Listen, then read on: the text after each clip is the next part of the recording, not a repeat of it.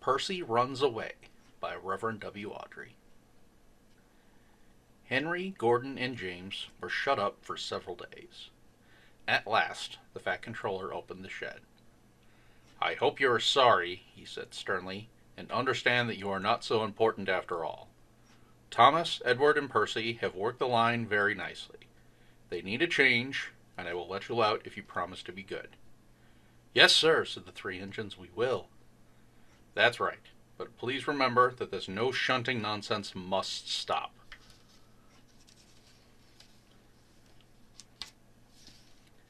He told Edward, Thomas, and Percy that they could go play on the branch line for a few days. They ran off happily and found Annie and Clarabelle at the church. The two coaches were so pleased to see Thomas again, and he took them for a run at once. Edward and Percy played with trucks. "Stop, stop, stop!" screamed the trucks as they were pushed into their proper sidings, but the two engines laughed and continued on shunting until the trucks were tidily arranged.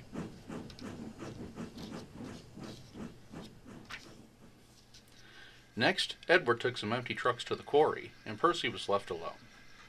Percy didn't mind that a bit. He liked watching trains and being cheeky to the engines.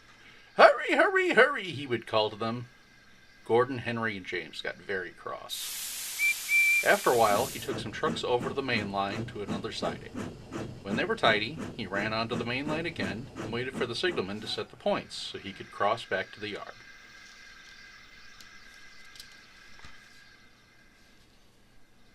Edward had warned Percy, "Be careful on the main line. Whistle to tell the signalman you are there." But Percy didn't remember to whistle, and the signalman was so busy and forgot Percy. Bells rang in the signal box. The man answered, saying the line was clear, and set the signals for the next train. Percy waited and waited. The points were still against him. He looked along the main line. "Peep, peep!" he whistled in horror, for rushing straight towards him was Gordon with the express.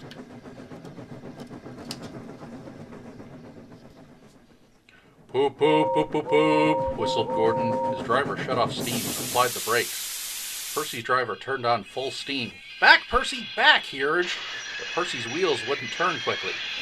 Gordon was coming so fast that it seemed he couldn't stop. With shut eyes, Percy waited for the crash. His driver and fireman jumped out. Groaned Gordon. "Get out of my way!" Percy opened his eyes. Gordon had stopped with Percy's buffers just a few inches from his own. But Percy had begun to move. "I won't stay here! I'll run away!" he puffed. He was soon clear of the station and running fast as he could. He went through Edward's station whistling loudly and was so frightened that he ran right up Gordon's hill without stopping. He was tired then and wanted to stop, but he couldn't. He had no driver to shut off steam and apply the brakes. "I shall have to run till my wheels wear out," he thought sadly. "Oh dear, oh dear!" "I want to stop! I want to stop!" he puffed in a tired sort of way. He passed another signal box. "I know just what you want, little Percy," called the man kindly. He set the points, and Percy puffed wearily to a nice empty siding ending in a big bank of earth. Percy was too tired to care now where he went. "I want to stop! I want to stop! I have stopped!" he puffed thankfully as his bunker buried itself in the bank.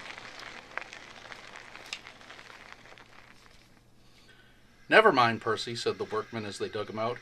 "You shall have a drink and some coal, and then you'll feel better." Presently, Gordon arrived. "Well done, Percy. You started so quickly that you stopped a nasty accident." "I'm sorry I was cheeky," said Percy. "You were clever to stop." Percy now works in the yard and finds coaches for the trains. He's still cheeky because he's that sort of engine, but he's always most careful when he goes on the main line.